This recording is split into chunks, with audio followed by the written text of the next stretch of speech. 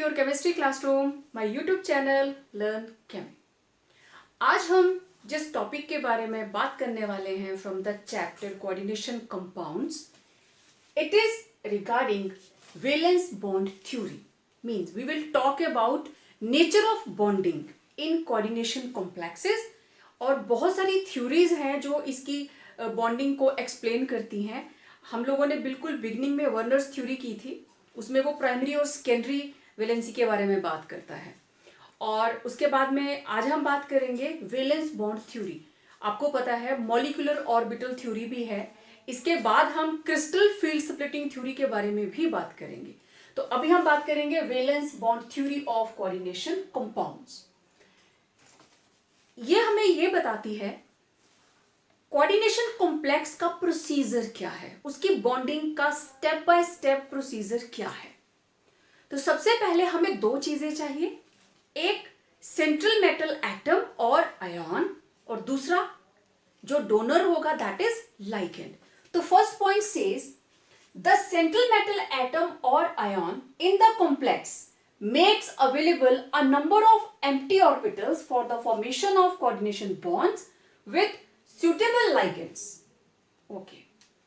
आप लोग पहले ऐसा कीजिए, स्क्रीनशॉट ले लीजिए, क्योंकि मुझे 2 पॉइंट्स करने के बाद ये जगह खाली चाहिए, तो बेटर है आप स्क्रीनशॉट ले लें, क्योंकि मुझे शुरू के 2 पॉइंट्स फिर हटाने पड़ेंगे। डन। तो बॉन्डिंग का फर्स्ट स्टेप क्या है? वहां पे एक एक्सेप्टर है electron deficient species and that is central metal atom और आयन। एटम कब होगा? जब उसकी ऑक्सीडेशन स्टेट 0 है, और आयन कब होगा? When it is having positive charge on it, right.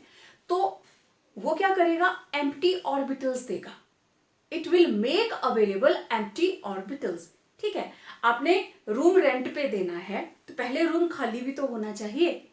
तो क्योंकि ये कोऑर्डिनेशन बॉन्ड है, कोऑर्डिनेशन कोवेलेंट बॉन्ड है, दोनों शेयर्ड इलेक्ट्रॉन्स, एक बॉन्ड के अंदर 2 इलेक्ट्रॉन शेयर होते हैं और वो दोनों ही इलेक्ट्रॉन एक मॉलिक्यूल से आएंगे, एक डोनर एटम उनको डोनेट करेगी, लेकिन शेयर दोनों करेंगे। ठीक है, मैंने बताया था ना आप लोगों को कि कोऑर्डिनेट बॉन्ड क्या है। एक के पास रूम है और दूसरे के पास फर्नीचर है। फर्नीचर वाला कौन हुआ? Ligand. It is electron rich, उसके पास सारा लेविश सामान पड़ा हुआ है, लेकिन उसके पास रखने को जगह नहीं है। तो सेंट्रल मेटल एटम और ion what it does, it provides the room, space, कि आइए आप अपना सामान यहां रख लीजिए, लेकिन हम भी आपका सामान इस्तेमाल करेंगे। शेयर हम दोनों ही करेंगे। अगर आपने सोफा लगाया है आपका, कमरा मेरा है, लेकिन शेयर हम दोनों करेंगे। तो कोऑर्डिनेशन बॉन्ड में ऐसा ही होगा। सेंट्रल मेटल एटम और आयन क्या करता है? वो आपको लाइगेंड के लिए एम्प्टी ऑर्बिटल्स प्रेजेंट करता है, और लाइगेंड क्या करता है? उन एम्प्टी ऑर्बिटल्स के अंदर अपने इलेक्ट्रॉन्स को डोनेट कर देता है, राइट। तो वो थाली लेके खड़ा है और वो सिर्फ उसको डोनेशन देगा। ओके, कितना? नंबर ऑफ एम्प्टी ऑर्बिटल्स किसके बराबर होगी? जो उस एटम का कोऑर्डिनेशन नंबर होगा, मींस उसकी सेकेंडरी वैलेंसी के बराबर। कोऑर्डिनेशन नंबर, और हम क्या कहेंगे उसको? उसकी सेकेंडरी वैलेंसी के बराबर। ठीक है, सेकेंडरी और प्राइमरी वैलेंसी का कंसेप्ट जो है ये वार्नर थ्योरी का है। तो पहली बात, सेंट्रल मेटल एटम का first step, it will make available the number of empty orbitals, जहां उसको लाइगेंड से इलेक्ट्रॉन रिसीव करने हैं, और कितनी एम्प्टी ऑर्बिटल्स वो it will make available, that will be equal to coordination number of that central metal atom और ion.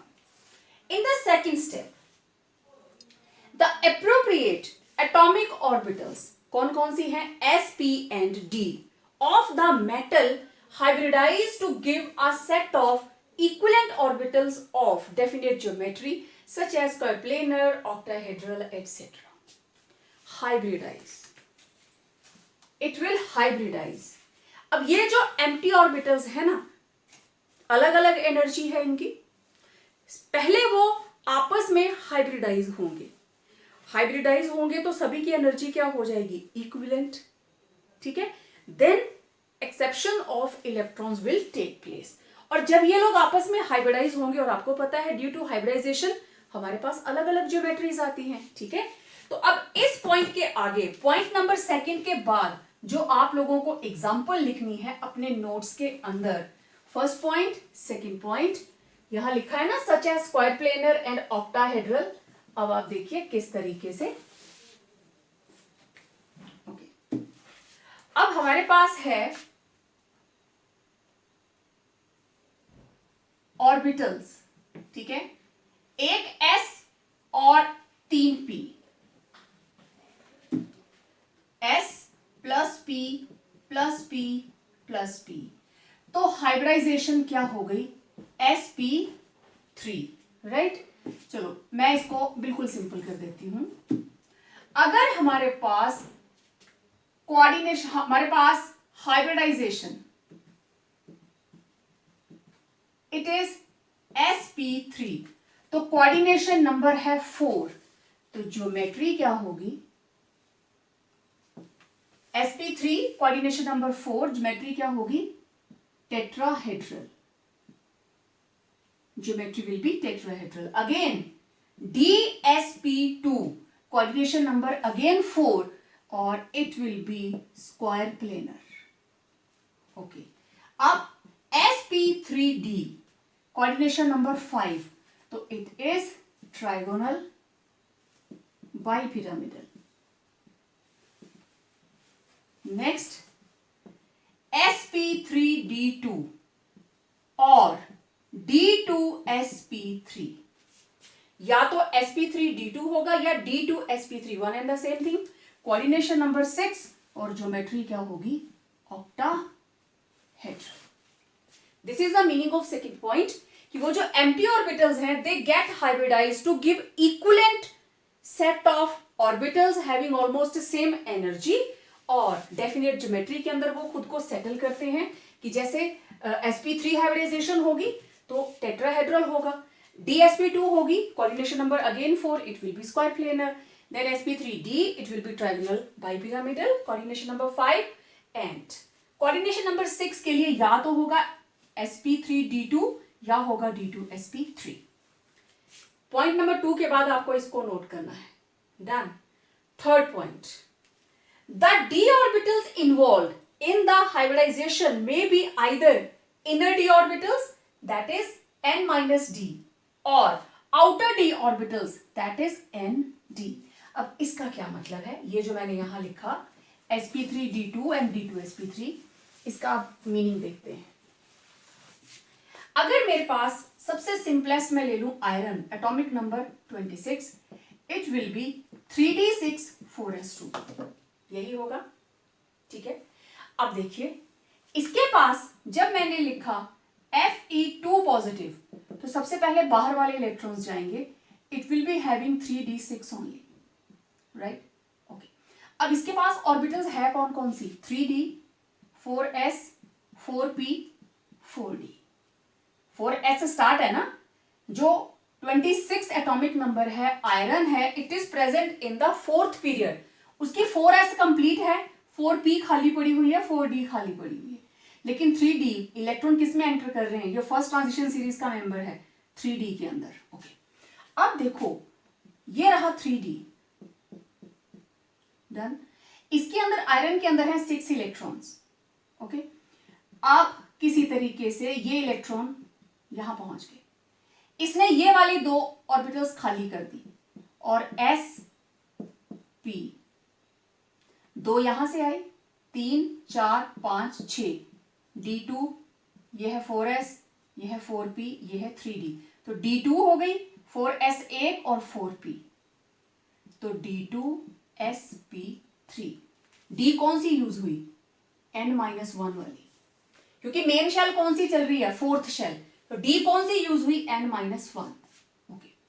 अब अगर ये इस तरीके से होता 3 4 5 और 6, तब तो d नहीं मिलेगी, लेकिन कोऑर्डिनेशन नंबर जो है आयरन का दैट इज 6, तो 4s 4p 4d खाली पड़ी है, तो s 1 2 3 4 5 6, ये रही hybridisation sp3d2।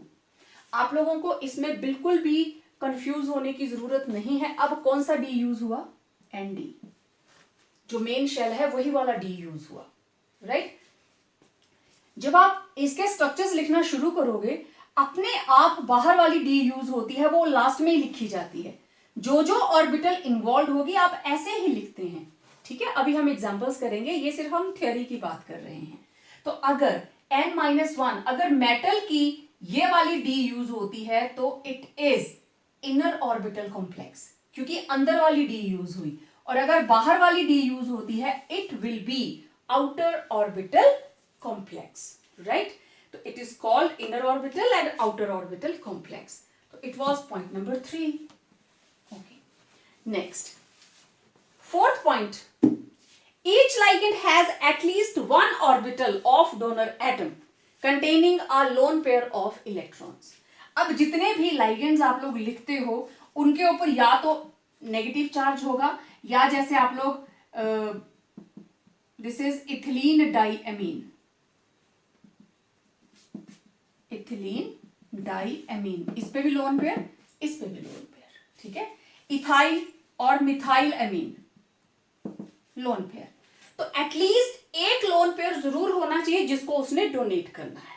Then the empty hybrid orbitals of central metal atom और ion overlap with the filled orbitals of ligands to form metal ligand coordinate covalent bond. Okay, अब मैं यहां पे ये जो भी एग्जांपल हमने लिखी है, 6 इलेक्ट्रॉन्स ऐसे पड़े हैं, और मान लीजिए, चलिए मैं एग्जांपल लेती हूं एक छोटा सा, कि आयरन के साथ लग रहे हैं 6 वाटर मॉलिक्यूल्स। मुझे इसका स्ट्रक्चर बनाना है, ठीक है। अब आयरन डायरेक्ट मैं 2 पॉजिटिव बना रही हूं, it is having only 3d6, तो this is 3d6, 1 2 3 4 5 and 6, right. और इसकी 4s खाली पड़ी है, 4p खाली पड़ी है एंड 4d खाली पड़ी है, ठीक है।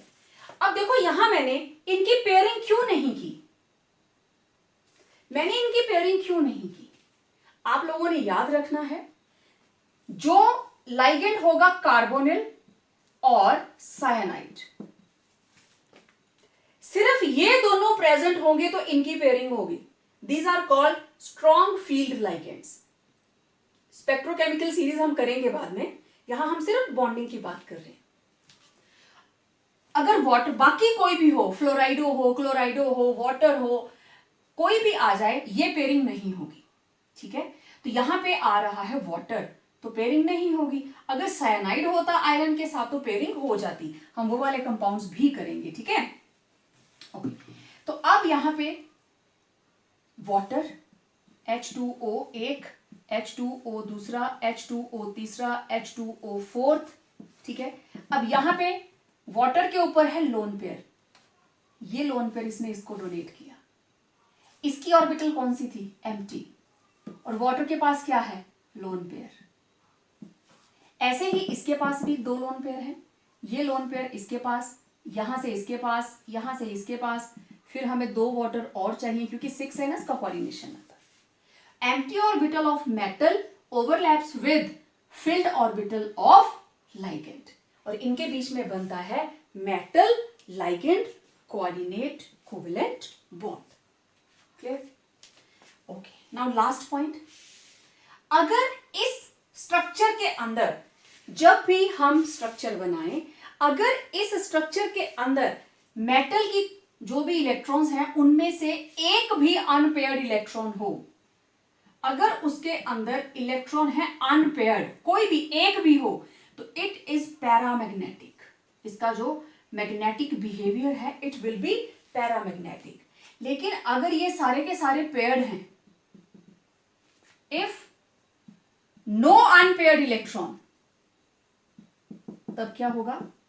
Diamagnetic, then it will be diamagnetic. In case central metal atom or ion has no unpaired electron, unpaired electron नहीं है, after bonding with ligands the complex is called diamagnetic in nature If some unpaired electrons are present, then complex is of paramagnetic nature. Clear सबको? अब हम कुछ examples उठाते हैं.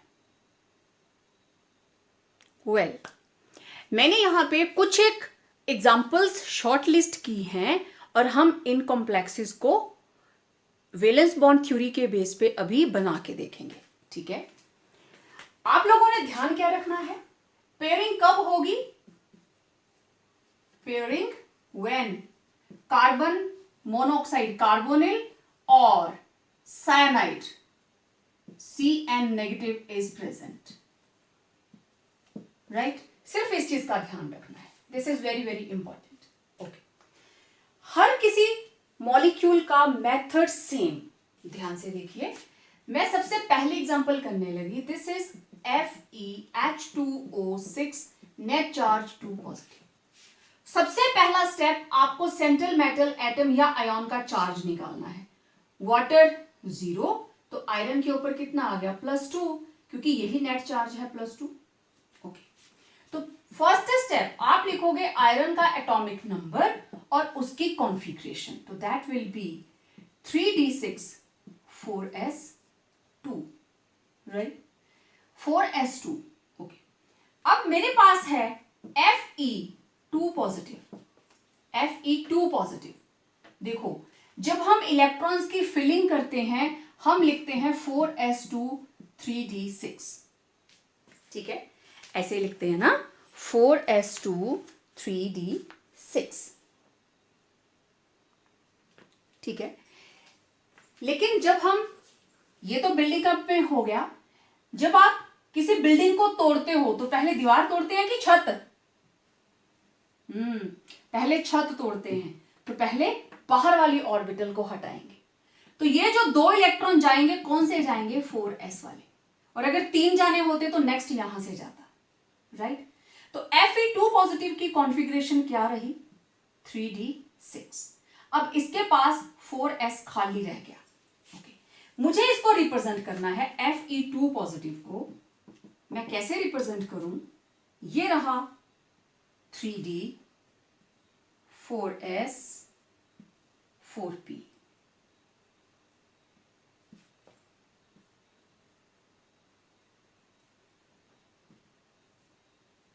ठीक है, अब 3d के अंदर टोटल कितने इलेक्ट्रॉन्स हैं? 6. यहां पे आपको 6 ही भरने हैं. आफ्वा प्रिंसिपल को फॉलो कीजिए. हुन्स मैक्सिमम मल्टीप्लिसिटी रूल को फॉलो कीजिए. 5 and 1 6. ये रहा 3d, ये है 4s और ये है 4p. कितने लाइगेंड्स आ रहे हैं? 6H2O approaching. राइट, और मैं इसके इलेक्ट्रॉन्स को एज क्रॉस नोट करूंगी. इसके इलेक्ट्रॉन जो डोनेट होंगे मैंने उनको एज अ क्रॉस लिया है. राइट, 6 वाटर अप्रोचिंग, मतलब कितनी खाली ऑर्बिटल्स चाहिए? सेंट्रल मेटल एटम या आयन कितनी एम्प्टी ऑर्बिटल्स अवेलेबल करवाएगा? डेफिनेटली 6. अब देखो, यहां पे इलेक्ट्रॉन्स की पेयरिंग नहीं होगी. क्यों? क्योंकि water is a weak field ligand. सिर्फ इन दोनों की वजह से ही होती है. ओके, जिस वक्त आयरन के साथ 6 वाटर मॉलिक्यूल्स लग गए और ये बन गया कॉम्प्लेक्स, क्या हुआ? ये रहा 3d 4s 4p. तो 3d के अंदर तो सब कुछ भरा हुआ है. राइट, तो ये रहा एक वाटर मॉलिक्यूल, ये रहा दूसरा वाटर मॉलिक्यूल, तीसरा वाटर मॉलिक्यूल, चौथा वाटर मॉलिक्यूल. लेकिन कितने लगने हैं? 6 वाटर मॉलिक्यूल्स. तो अब 4p के आगे कौन है? 4d. तो 2 इलेक्ट्रॉन, 2 जो ऑर्बिटल्स हैं वो कौन सी यूज होंगी? नेक्स्ट वाली d की. तो यहां देखो, ये है 3d, this is 3d 4s 4p 4d. अब कौन कौन हाइब्रिडाइज हुआ?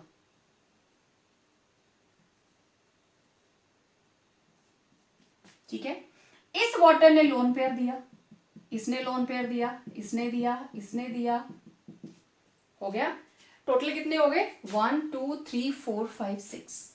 कौन सी हाइब्रिडाइजेशन हुई? पहले कौन आया? S, फिर कितने P? 3, कितने D? 2। कौन सी हाइब्रिडाइजेशन हुई? sp3d2।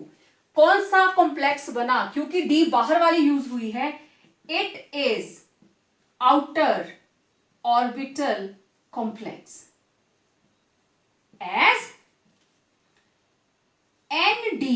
ND कौन सी? 4D orbitals are involve. आपको रीजन भी बताना है, it is outer orbital complex. Okay, अब इसके अंदर अनपेयर्ड इलेक्ट्रॉन्स कितने हैं? नेक्स्ट अगली बात क्या आएगी? Magnetic behaviour. मैग्नेटिक बिहेवियर, ठीक है।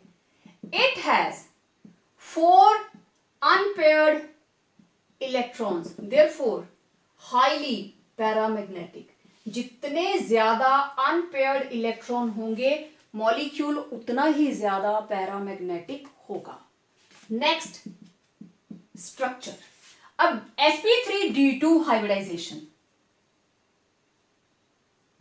राइट, तो ज्योमेट्री कौन सी होगी? Yes, it will be octahedral. तो ऑक्टाहेड्रल कैसे बनी? ये रहा iron, 1 2 3 4 above the plane, below the plane. हर जगह पे क्या लगा है? वाटर।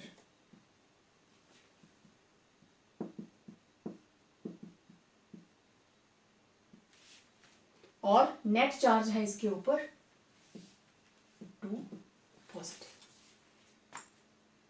ऑक्टाहेड्रल ज्योमेट्री के आगे आप ये स्ट्रक्चर बना देंगे, क्योंकि हाइब्रिडाइजेशन तो यही बता रही है, ठीक है। और दो चीजें आपसे पूछी गई हैं, whether it is inner orbital complex और आउटर, तो it is outer orbital complex क्योंकि बाहर वाला डी यूज हुआ।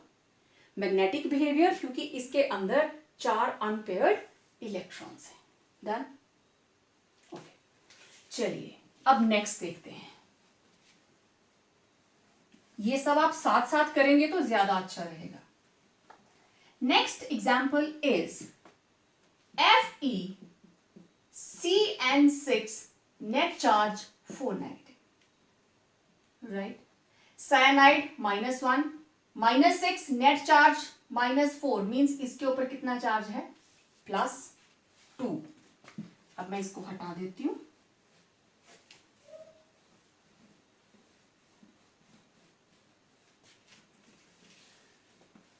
सेम पहले की तरह ही आप iron atomic number 26, it will B 3d6 4s2। जब ये बना Fe2 positive, it will B only 3d6। ये वाले 2 इलेक्ट्रॉन चले गए। ओके, अब इसको मैं रिप्रेजेंट करूं Fe2 पॉजिटिव को, तो it will be represented as this is 3d 4s and 4p. This is 3d 4s 4p। 3d के अंदर है टोटल 6 इलेक्ट्रॉन्स। ओके, 1 2 3 4 5 and 6 हो गया। ये आगे खाली है। कौन से लाइगेंड्स आ रहे हैं अभी? 6 Cn नेगेटिव अप्रोचेस। इसके इलेक्ट्रॉन हम ऐसे शेयर करेंगे, तो electrons in central metal ion get paired. क्योंकि ये साइनाइड है, electrons will get paired. Okay, तो ये रहा FeCN6 net charge 4 negative. What we will get? ये रहा 3d। टोटल कितने इलेक्ट्रॉन हैं? 6। They will get paired. क्योंकि cyanide is a strong field ligand, ये सेंट्रल मेटल एटम के इलेक्ट्रॉन्स की पेयरिंग करवा देता है। अब ये रहा 3d 4s 4p। आपको किसी भी चीज को क्रैम करने की जरूरत नहीं है, रट्टा नहीं मारना है। टोटल 6 साइनाइड्स आ गए, ये इलेक्ट्रॉन पेयर हो गए। यहां से स्टार्ट कर दीजिए। ये रहा पहला साइनाइड, ये रहा दूसरा साइनाइड, ये रहा तीसरा साइनाइड, यहां लगेगा फोर्थ, फिफ्थ, सिक्स्थ, यही चाहिए था। अब ये 1 2 3 4 5 और 6, 6 के 6 लाइगेंड्स ने इलेक्ट्रॉन्स दे दिए। ठीक है, आप हाइब्रिडाइजेशन चाहे फुल लाइन के साथ बनाएं या डॉटेड लाइन के साथ बनाएं। इस डॉटेड स्क्वायर के अंदर बोलिए कौन कौन सी ऑर्बिटल्स इन्वॉल्व हैं? 2 हैं D, D2, फिर है S और बाहर है P। D2sp3 hybridisation means geometry क्या होगी? ऑक्टाहेड्रल। अब अगर ऑक्टाहेड्रल ज्योमेट्री है तो it will B iron 1 2 3 4 5 and 6। ठीक है, cyanide, cyanide, all 6 positions are occupied by cyanide and there is a net charge of 4 negative over the molecule. Okay, now next thing, is it inner orbital or outer orbital complex? अब आप देखिए इसकी n-1 d use हुई है, fourth shell में है, लेकिन 3d के अंदर लाइगेंड्स ने इलेक्ट्रॉन्स जो है वो डोनेट किए हैं। ठीक है, तो as n-1d is involved, it is inner orbital complex। दूसरी बात रिगार्डिंग इट्स मैग्नेटिक बिहेवियर, तो देखो कितने अनपेड इलेक्ट्रॉन है? कोई भी नहीं, no unpaired electron, therefore it is diamagnetic in nature। Clear? तो सारे के सारे हम इसी तरीके से करेंगे। ठीक है, फर्स्ट हो गया, सेकंड हो गया। अब देखो मैंने यहीं पे फिफ्थ वाला कर देना है, ई वाला, FeCN6 नेट चार्ज 3 नेगेटिव। ये सबको समझ आ गया? अब यहां पे चार्ज है 3 नेगेटिव, इसका मतलब इसके ऊपर कितना आया? 3 पॉजिटिव। -6 + 3 तभी -3 आया ना। तो यहां पे मुझे चाहिए Fe3 पॉजिटिव। 2 यहां से गए, 1 यहां से गया, क्या बचा? 3d5। ये लीजिए 3d5, बाकी सारा सेम। 3 नेगेटिव, यहां क्या बची? 3d5। टोटल 5 इलेक्ट्रॉन ही रखने हैं ना। पेयरिंग होगी, 2 पेयर रहेंगे, 1 अनपेयर्ड, बाकी सारा सेम। बस यहां पे क्या आ गया? It has 1 unpaired electron, therefore it is paramagnetic in nature. जबकि वो पैरामैग्नेटिक नेचर कम होगी, but it is paramagnetic, it is attracted by magnet. ये तो आपको पता है ना पैरामैग्नेटिक और डायमैग्नेटिक का क्या मतलब होता है। ठीक है, अब ये जो बिना कुछ लिखे मैंने पूरे का पूरा स्ट्रक्चर आपको बना के दिखा दिया ना, ये जादू सिर्फ इसी बोर्ड पे हो सकता है। तो आपको अपनी कॉपी में दोबारा लिखना है पूरे का पूरा मॉलिक्यूल। तो ये हो गया हमारे पास ई।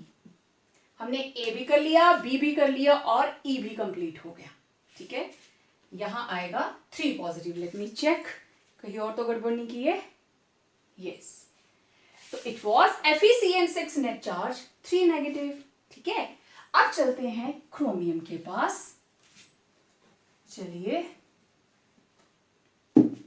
This is chromium. क्रोमियम के साथ लगे हैं 6 ammonia, net charge 3 positive. It is 0 means chromium के ऊपर भी क्या है? +3 charge. Okay, now chromium atomic number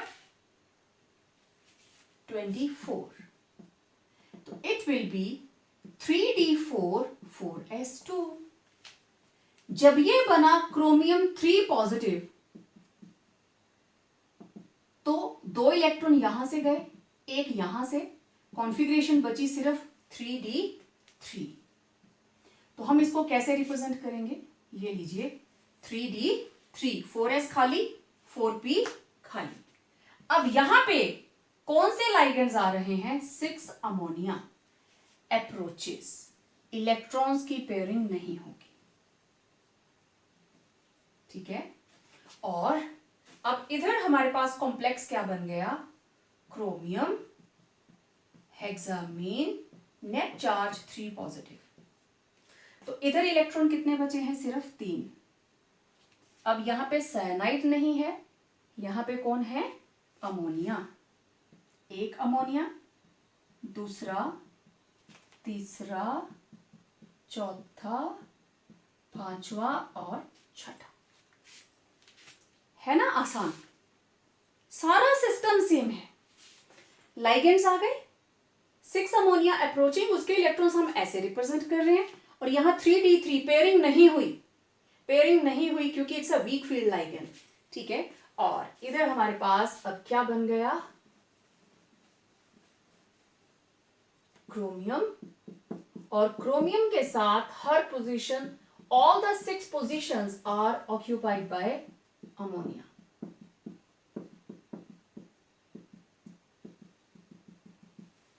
net charge 3 positive, ठीक है। As n-1d orbital is involved, therefore it is inner orbital complex. कितने अनपेयर्ड इलेक्ट्रॉन हैं, 3, therefore it is paramagnetic in nature. और पहले वाले से तो पैरामैग्नेटिक कैरेक्टर ज्यादा ही होगा। अगर आप इसको FeCN6 3 नेगेटिव के साथ कंपेयर करें, उसमें था 1 इलेक्ट्रॉन, इसमें 3, तो इसका पैरामैग्नेटिक बिहेवियर उससे ज्यादा है।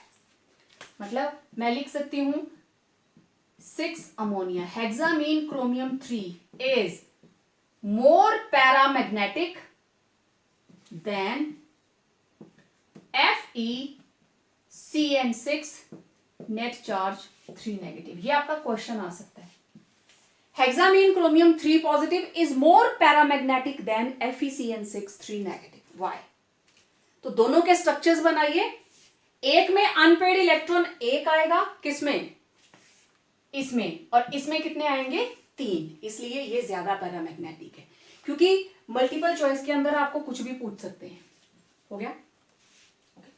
नेक्स्ट हम बात करेंगे कोबाल्ट, हेक्साफ्लोराइडो कोबाल्ट के बारे में, ठीक है। हेक्साफ्लोराइडो कोबाल्ट, अगेन जैसे आपने बाकियों का लिखा था उसी तरीके से this is COF6, net charge 3 negative, right? Cobalt, atomic number 27, it will be 3d7 4s2, okay। यहां पे कोबाल्ट के ऊपर चार्ज -1 +3। जब हम लिखेंगे कोबाल्ट +3 चार्ज, ऐसे लिखो या ऐसे लिखो, एक ही बात है। Cobalt 3 positive, it will B 2 electrons from 4s and 1 electron from 3d, it will remain with 3d6। तो आप इसको कोबाल्ट 3 पॉजिटिव को कैसे रिप्रेजेंट करोगे, this is 3d, then 4s, then 4p, ठीक है। 3d के अंदर 6 इलेक्ट्रॉन, 1 2 3 4 5 एंड 6, बाकी खाली। कौन अप्रोच कर रहा है, 6 F नेगेटिव अप्रोचेस, और उसके इलेक्ट्रॉन हम ऐसे शो करेंगे। मींस जब हमारे पास बना COF6 3 नेगेटिव, तो कोबाल्ट ने टोटल 6 एम्प्टी ऑर्बिटल्स अवेलेबल करवाए for the donation of electrons from 6 fluorido ions. Let's see that कैसे। अब यहां पे पेयरिंग नहीं होगी, तो ये सारे के सारे इलेक्ट्रॉन्स एज इट इज होंगे, नो पेयरिंग। तो इधर 4s 4p, 4p के अंदर टोटल 4, 1 2 3 4, मुझे 2 और ऑर्बिटल्स चाहिए, means it will make use of 4d, this is 4d, okay. अब देखो 1 fluorido, second fluorido, third fluorido, fourth, fifth, sixth. First, second, third, fourth, fifth and sixth. Okay, encircle it. तो अब आप देखो इस सर्कल के अंदर कौन कौन सी ऑर्बिटल्स इन्वॉल्व हैं. बोलिए. s, p3, d2, hybridization. तो ज्योमेट्री हुई ऑक्टाहेड्रल. राइट. तो ऑक्टाहेड्रल ज्योमेट्री ये रहा कोबाल्ट. ऐसे ही बनाएंगे क्योंकि हम सारे कोऑर्डिनेशन नंबर कौन से लिए हैं. Coordination number 6 and with net charge 3 negative. Again अब 6 फ्लोराइड्स को यहां पे अटैच होना है थ्रू डोनेशन ऑफ इलेक्ट्रॉन्स. ठीक है. तो इसने जो एम्प्टी ऑर्बिटल्स दी कौन कौन सी, 1 2 3 4 5 6, S, 3 P और 2 D. अब आप देखो D कौन सी यूज हुई है, बाहर वाली. This is 3D, n-1 D and this is 4D N D. 4S 4P 4D क्योंकि फोर्थ पीरियड के अंदर ही ये प्रेजेंट है. तो as ND orbitals are involved, therefore it is outer orbital complex, right? And moreover it is having 4 unpaired electrons. 4 unpaired electrons, therefore it is highly paramagnetic in nature. Clear. तो इस तरीके से हम इस कंपाउंड को explain करते हैं. समझ आ गया सबको. Okay. Now one another very very important molecule, that is cobalt, hexamine, net charge 3 positive, right? And it has been found that this substance is diamagnetic in nature. This is diamagnetic in nature. Okay. This is 0. ठीक है. And this is +3. तभी ये +3 आएगा. तो यहां +3 का 3d6 इसको represent कर लिया. अब यहां पे कौन अप्रोच कर रहे हैं, 6 ammonia. 6 ammonia approaching and electrons in central metal ion get paired. This is the only case where in the presence of amine electrons are getting paired, right? It's a special case. Okay.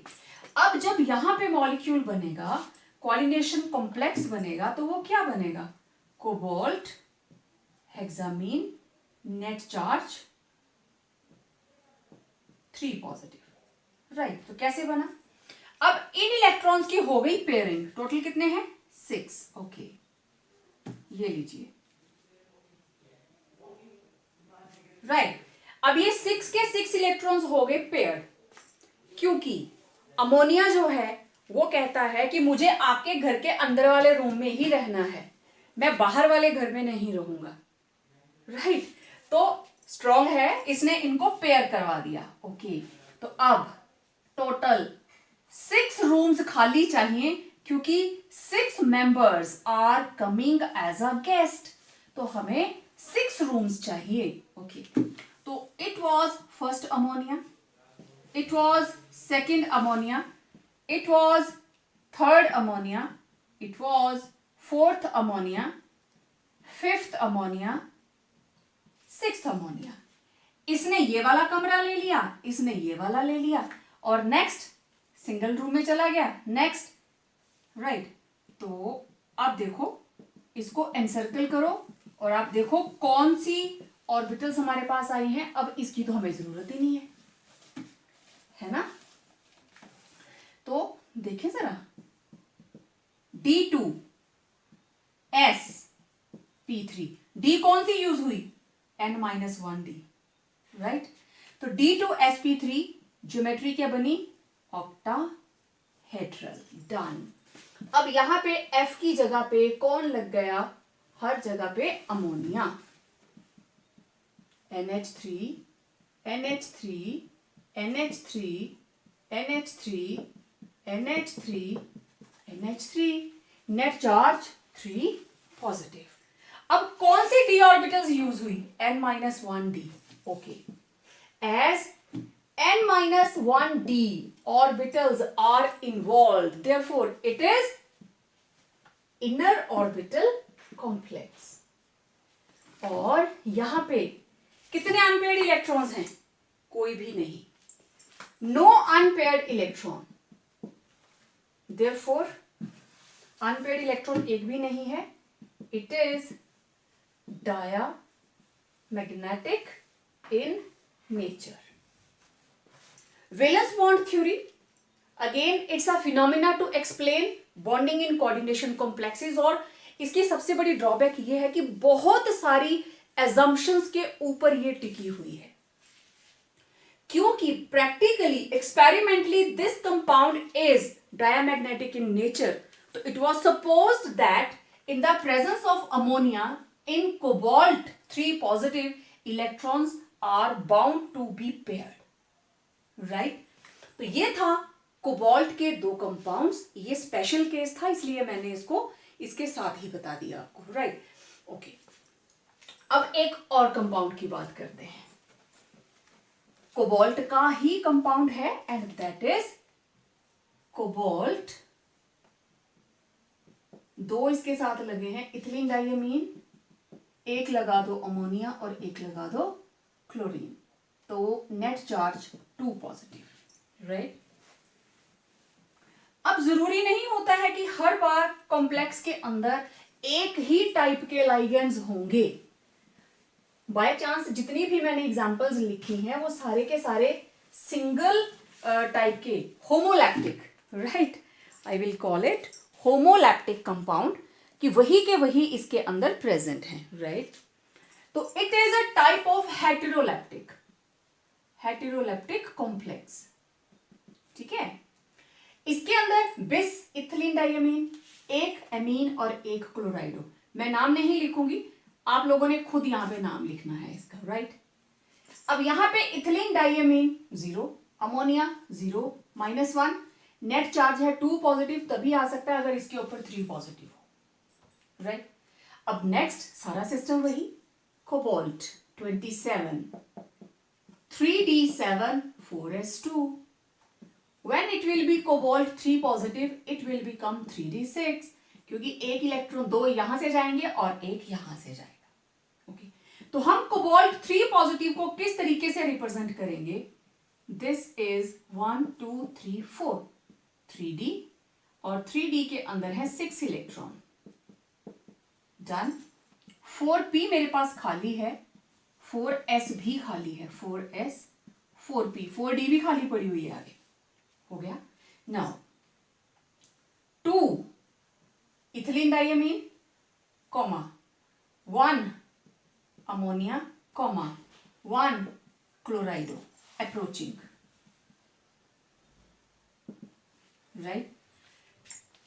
Ethylene diamine is quite strong as compared to ammonia, ammonia से ज्यादा strong है। It will cause, क्योंकि cobalt है, ammonia भी strongly behave करेगा, ethylene diamine भी, तो they will cause, इसको हम ऐसे लेंगे, electrons in central metal ion gets paired, ठीक है, इनकी वजह से, स्ट्रॉन्ग लाइगेंड्स की वजह से they get paired. Now what will happen, जब हमारे पास बना ethylene डाइअमीन amine क्लोराइडो, net charge 2 positive, किस तरीके से बनेगा, लेट फाइंड दैट। अब यहां पे इलेक्ट्रॉन्स गेट पेयर्ड, तो there are 6 electrons, okay, let it be paired. 2 कमरे खाली हो गए, कितने चाहिए हमें, 2 3 4, हमें टोटल 4 रूम्स चाहिए, नहीं, इथिलीन डाइएमीन इज बाइडेंटेट, ठीक है, बाइडेंटेट। तो 2 कमरे तो इस अकेले को ही चाहिए, लेकिन ये कितने हैं? 2। बाइडेंटेट को मल्टीप्लाई करो 2 से तो ये हो गए टेट्रा, तो इसको 4 कमरे चाहिए। 4 कमरे इसको चाहिए, एक इसको, टोटल कितने हो गए? 6। मेरी बात समझ आ रही है? ओके, और समझाती हूं। अब देखो, इथिलीन डाइएमीन, एक अमोनिया से मैं यहां स्ट्रक्चर बना देती हूं, CH2 CH2 NH2 NH2, ऐसे ही होता है ना। तो यहां से इधर और यहां से इधर हो गया एक इथिलीन डाइएमीन। डन। इसके बाद दिस इज 4S 4P, ठीक है। अब CH2 CH2 NH2 NH2, इस नाइट्रोजन से इधर, इस नाइट्रोजन से इधर, बाइडेंटेट होता है ना ये। ओके, अब यहां पे अमोनिया और यहां पे क्लोराइड, ये लीजिए। समझ आ रही बात? अब आप सोच रहे होंगे इनके बीच में तो गैप है। इनके बीच में कोई गैप नहीं है, क्योंकि ये ऑर्बिटल्स आपस में हाइब्रिडाइज हुई हैं and they are having equivalent energy, right. तो ये बना D2sp3 मीन्स ऑक्टाहेड्रल ज्योमेट्री। इसकी जो ज्योमेट्री है that will be octahedral and this is hybridization, right. अब इसका स्ट्रक्चर बनाते हैं। कोबाल्ट 1 2 3 4, ये स्ट्रक्चर आपने बनाया भी हुआ है। एक इथिलीन डाइएमीन इधर लगा दो, एक इथिलीन डाइएमीन इधर लगा दो, यहां अमोनिया लगा दो और यहां पे क्लोराइडो लगा दो। Net charge 2 positive. आपकी मर्जी है, आप इथिलीन डाइएमीन को 1 और 2 पे भी लगा सकते हैं और इसको 1 2 3 4 6 पे भी लगा सकते हो, आपकी मर्जी है। इक्विवेलेंट पोजीशंस देखनी है और उनको लगा देना है। ये बन गया इसका डायग्राम। ओके, अब let find out is it inner और आउटर, क्योंकि 3D, this is 4S 4P, तो 3D इन्वॉल्व है as n-1d orbitals are involved, therefore it is inner orbital complex।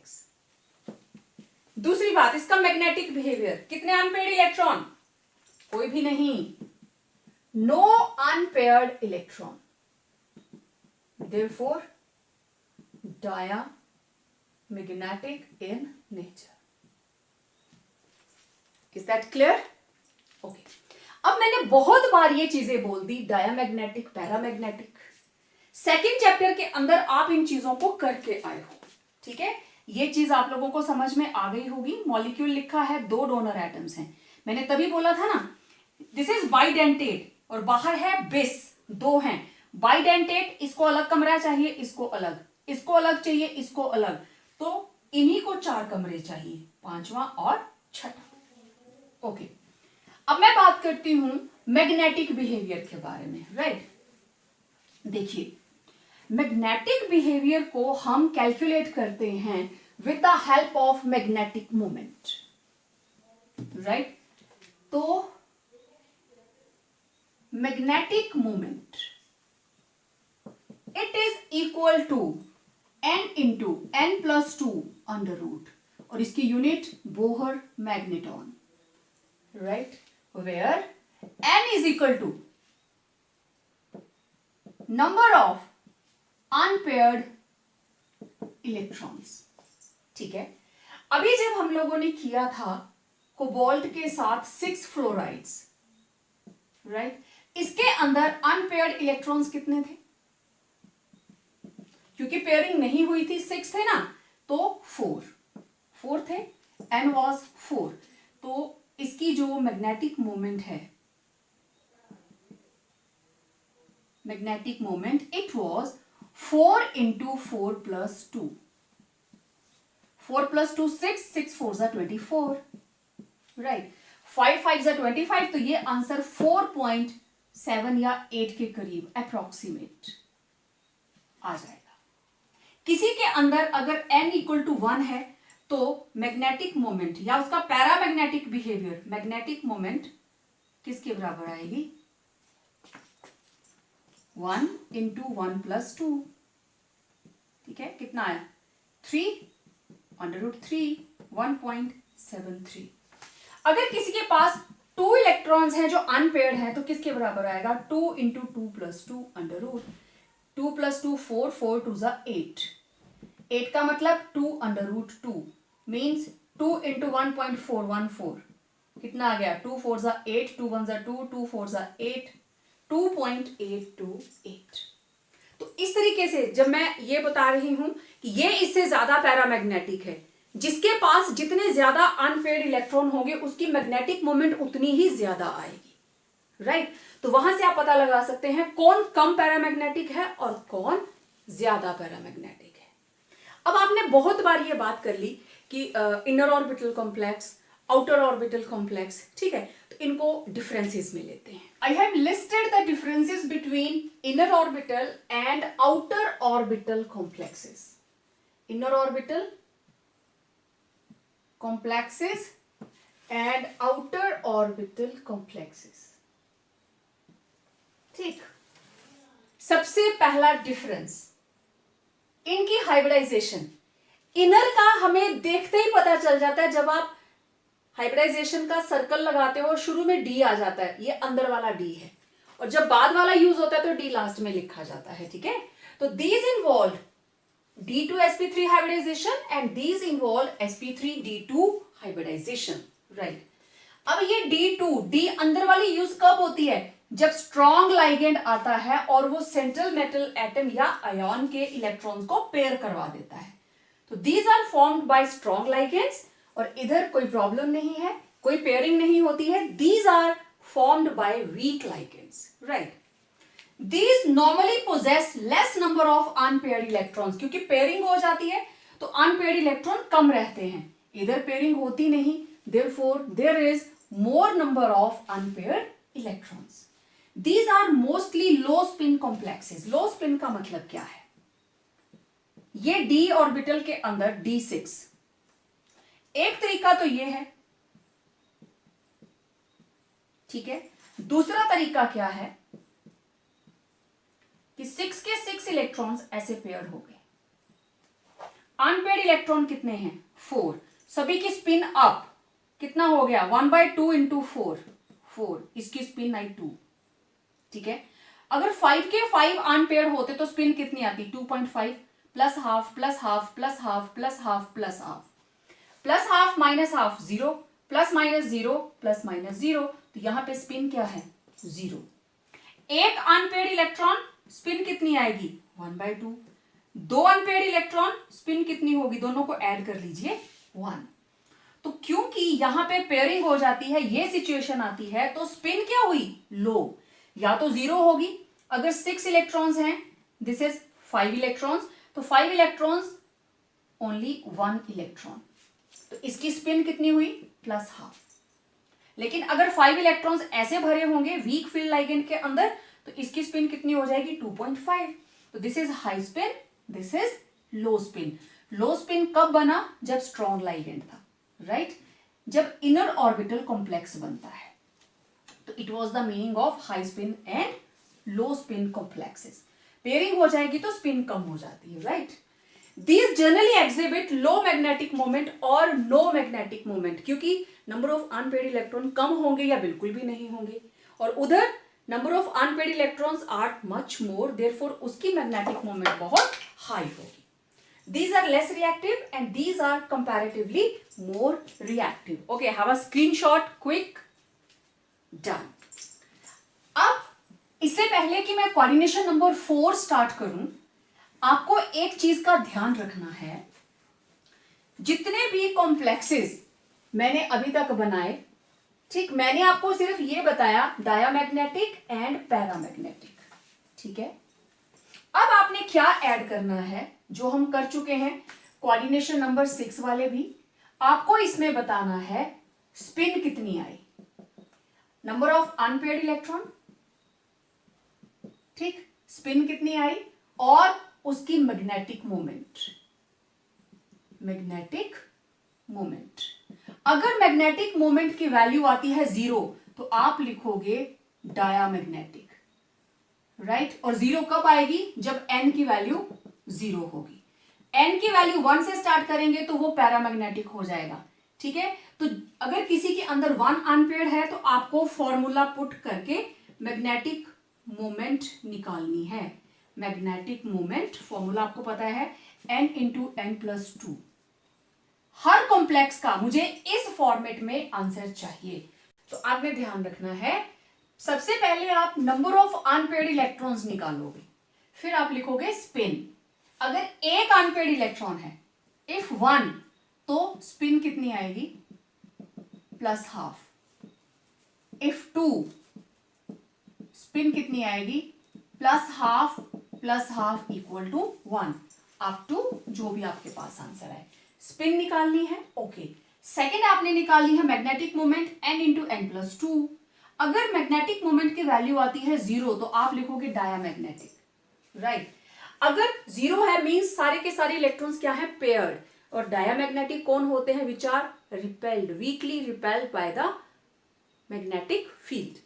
और अगर 0 से बड़ी वैल्यू आएगी, ठीक है, n equal to 1, n equal to 2, n equal to 3 unpaired electrons, ठीक है। तो इसके अंदर 1 है तो आप फॉर्मूला पुट कीजिए, तो जो भी वैल्यू आएगी यहां पे लिखनी है। इस तरीके से आप इसको मैग्नेटिक मोमेंट को निकाल के हर एक कॉम्प्लेक्स के साथ उसको लिखोगे, फिर मुझे आप नोट्स सेंड करोगे चेक करने के लिए, ठीक है। और चलिए अब बात करते हैं coordination number 4। Coordination number 4, okay.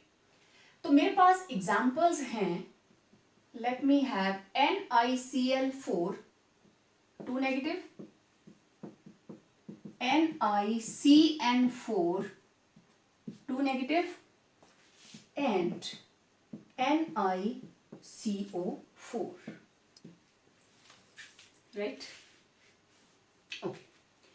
अब वन बाय वन पहले हम इसकी बात करते हैं। फर्स्ट स्टेप निकल, atomic number 28, 3d8 4s2, done. इसके ऊपर -1 चार्ज, इसके ऊपर कितना आएगा, +2, तभी नेट -2 आया। तो निकल +2 चार्ज, ये वाले 2 इलेक्ट्रॉन चले गए 3d8, क्लियर, ओके। तो हम निकल 2 पॉजिटिव को रिप्रेजेंट कैसे करेंगे, this is D 4s 4p, तो this is 3d 4s 4p। तो 1 2 3 4 5 6 7 एंड 8, 2 अनपेयर्ड इलेक्ट्रॉन, ओके। कौन अप्रोच कर रहा है, 4Cl negative approaching, right, 4Cl negative approaching, और उसके इलेक्ट्रॉन्स ये रहे। जब ये बना NiCl4 2 negative, what will happen, ये रहा d ऑर्बिटल, ये है 4s और ये रही 4p, 3d 4s 4p, okay. 3d के अंदर हैं 8 इलेक्ट्रॉन्स, राइट, क्योंकि क्लोराइडो है, there will be no pairing of electrons, okay. Now this is 1 chlorido, second chlorido, third, fourth, it will make available 4 empty orbitals. कौन कौन सी हैं, sp3, तो geometry कौन सी हुई भाई, tetrahedral, it will be tetrahedral, okay. अब ये टेट्राहेड्रल है तो स्ट्रक्चर क्या बना,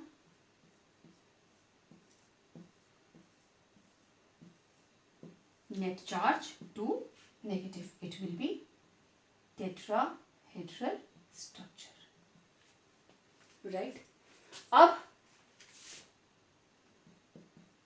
2 unpaired electrons है ना, therefore paramagnetic. ये आपको अपनी कॉपी में प्रॉपरली लिखना है. हो गया? ओके. अब देखते हैं इसको.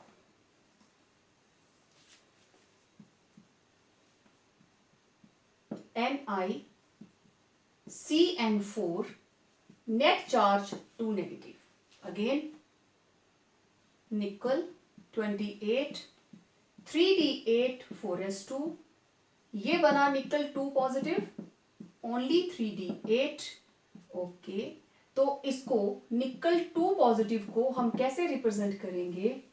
3d 4s 4p 3d 4s 4p 1 2 3 4 और ये 3. तो इसमें है 8 electrons. Okay, 1 2 3 4 5 6 7 and 8. Done? No, these are 8 electrons. Okay. कौन अप्रोच कर रहे हैं? 4 Cn negative approaching या approaches. Electrons in central metal ion get paired. Right? जब ये बना NiCN4 net charge 2 negative, what will happen?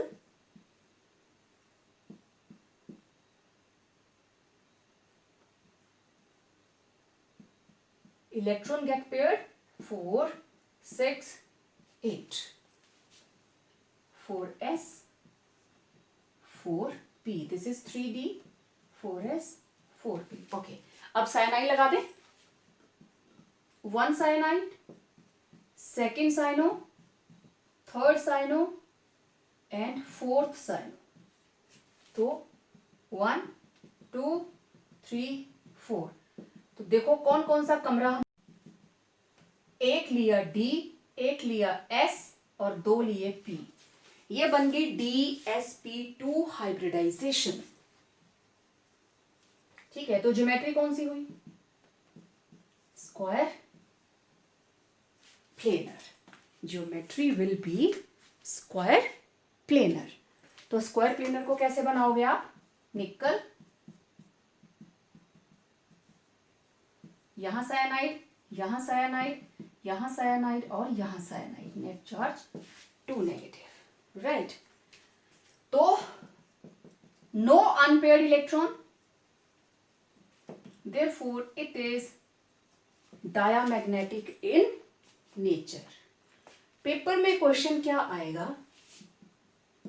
NiCl4 net charge 2 negative is tetrahedral while NiCN4 net charge 2 negative is square planar.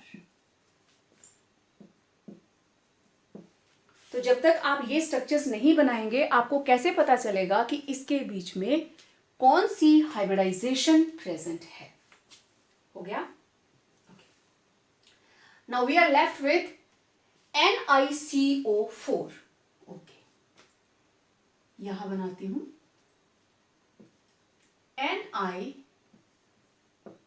NiCO4 times. Right? तो अब निकल के ऊपर charge क्या है? इट इज 0, क्योंकि कार्बोनिल भी 0, नेट भी 0. अब मैं ये क्वेश्चन हटा देती हूं यहां से. ठीक है, ओके. 3d8 4s2 निकल 0, 3d8 4s2 8 हो गए और 2 इलेक्ट्रॉन्स आर इन 4s. ध्यान से देखना इसको. दिस इज निकल 0. अब इधर कौन अप्रोच कर रहा है? निकल कार्बोनिल. ठीक है ना, दिस इज सी को हम सॉल्व करने वाले हैं. 4 कार्बोनिल आर अप्रोचिंग ऐसे electrons in central metal atom, atom है ना, गेट पेयर्ड। ओके, अब ये बना NiCO4। कैसे? This is 3D 4S 4P, 3D 4S 4P। 3D के अंदर थे टोटल 8, 4S में है 2, टोटल कितने हुए? 8 + 2 10 इलेक्ट्रॉन्स। फिल करो पेयरिंग के साथ, 2 4 6 8 10 हो गया। अब ये रहा carbonyl 1, carbonyl 2, carbonyl 3, carbonyl 4, right. तो ये रहे कार्बोनिल के डोनेटेड इलेक्ट्रॉन पेयर्स। कौन सा कमरा रेंट पे लिया भाई? sp3। तो geometry will be tetrahedral. Tetrahedral को आप इस तरीके से बनाते हैं,